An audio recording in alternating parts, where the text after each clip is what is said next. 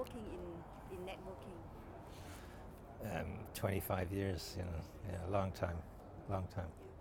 I lived in Australia for 8 years. I lived in the United States for 15 years. So And then you come back to then come Ireland. back to Ireland. Yeah. So you are also. But I when I was in Australia, I was working for the Irish government on import export promotion, and then in America, I worked for the Irish Diaspora Organization, which was a big organization. I started that and grew it around the world, and now I just consult and work with companies and governments. Yeah. So, beside Ireland, what country do you want to talk in the interview? India? I think I'll talk about Ireland. I think I'll talk about India because Yeah. it's a recent Relevant to development, Vietnam. and I think you can. There's some lessons for Vietnam from India. Okay. Yeah, some good lessons. Yeah. And now you are still working in the networking in Ireland. Yeah. Yeah. Okay. Mr. Kingsley Aiken, Yep. you have 25 years working in networking area, and now you are still in the job in Ireland. So, what experience can you share with us in your job? How to attract the diaspora to contribute to the country? Well, maybe I'll start by explaining my background. I worked for the Irish government, and I was their representative in Australia to encourage inward investment into Ireland, and also to encourage export promotion. And I realized when I worked in Australia, I didn't know anybody when I went to Australia. I realized I had to build a network, a new network. And I found that networking was really, really important. But what's interesting about networking is no school or college teaches networking. Companies don't have strategies for networking, but everybody says it's really important. That's strange. Then I worked for the American Ireland Fund, which was a diaspora organization for Ireland. So Ireland is a small country, 5 million people, but 70 million people in their diaspora around the world. So very big diaspora. And we set up an organization based in New York to see could we tap into that network to do good things in Ireland. And it started very slowly, but it grew and grew and grew, and it's in 39 cities in 13 countries around the world, and it's raised $700 million for projects in Ireland. But what made that work was building a network. So this was a network throughout the United States, and then we spread it to lots of other countries. So to me, the glue that makes everything happen is being good at networking. And now I teach networking to companies, to corporates, and I also work with governments and with international agencies to help them build strategies and develop policies to engage with their diaspora. So I've worked with so many different countries. Just this year I worked with Kosovo, I worked with Bosnia, I worked with Denmark, and I worked with Scotland. All of them are trying to connect with their diasporas. And what's interesting is that it's a non-competitive industry. Somebody who's going to help Kosovo is not going to help Vietnam or Portugal, so we should share because it's not competitive. And so I do a lot of sharing, and I look to see what countries are doing really great things that other countries might consider doing the same thing. So we can learn from each other, we can audit what other countries are doing, and we can put in place ideas that work in one country, we can take them and put them into other countries. So that's kind of what I do. Yeah. So can I get it right?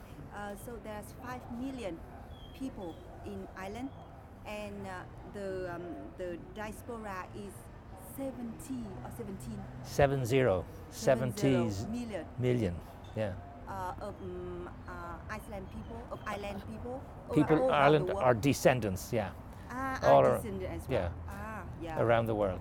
Because in our history, in 1840, our population was 8 million. And then we had a famine, Yes. where there was no food. And 1 million people died, and 1 million people emigrated. And they went to the United States, and they went to England, they went to South Africa, they went to Australia. And so now, today, there are 30 million people in the United States of Irish heritage, Irish ancestry. And what we've managed to do is to get these people to engage back with Ireland. Sometimes their grandparents are from Ireland, but they still have an interest. Yeah. So you can calculate, and you have statistic about 70 million people of island people and their descendants all over the world. We don't have their contact details. We don't have emails for 70 million people, but we know statistically because of the census.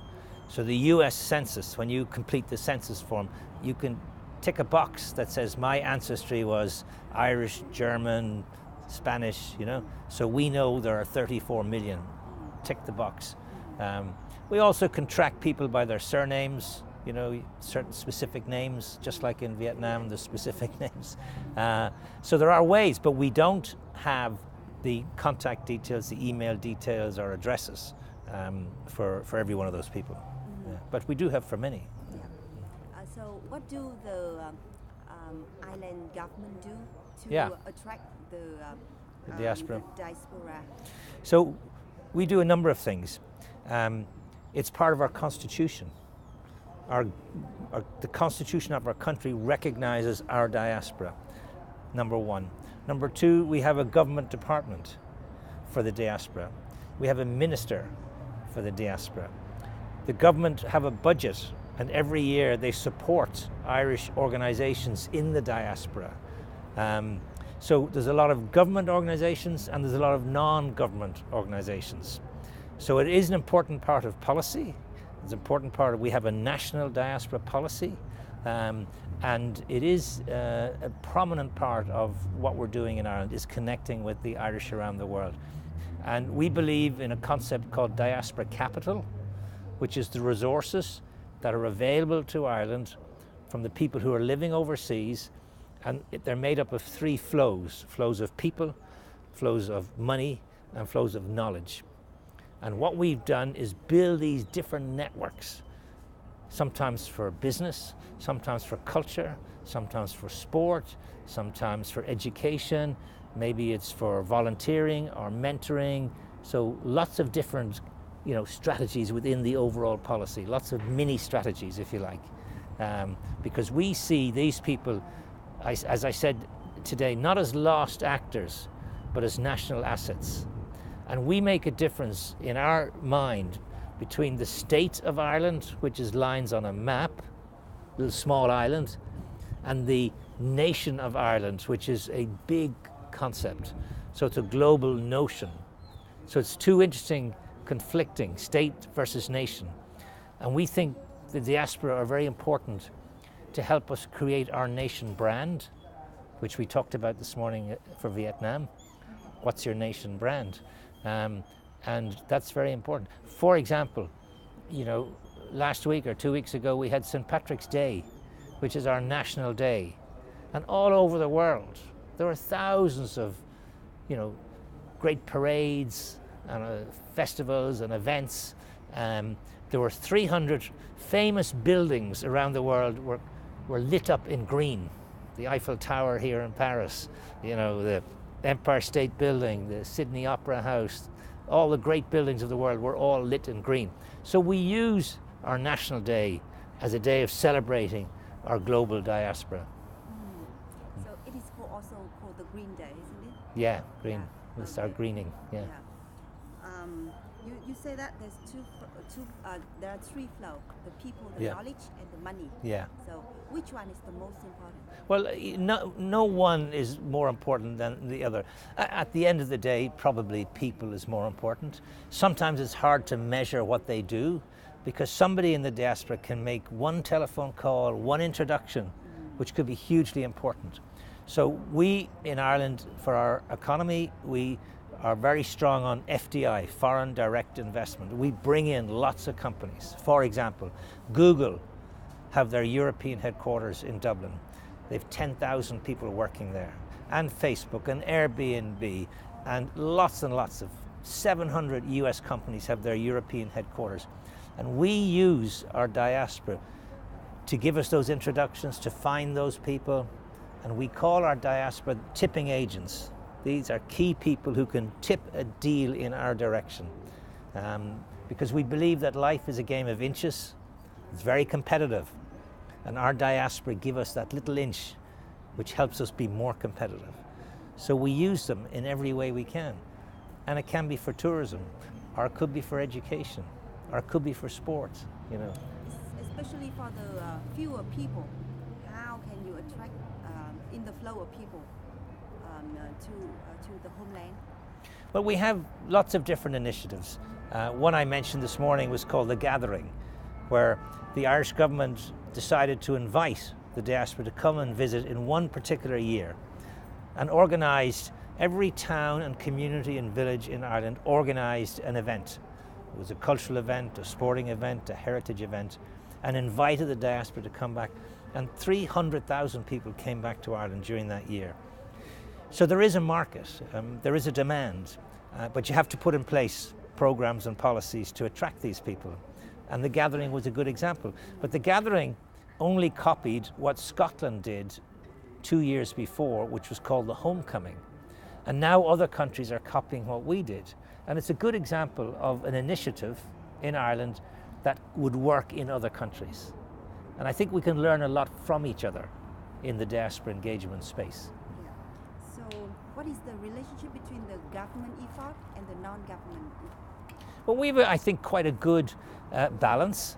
Our diaspora strategies are partly government and partly private.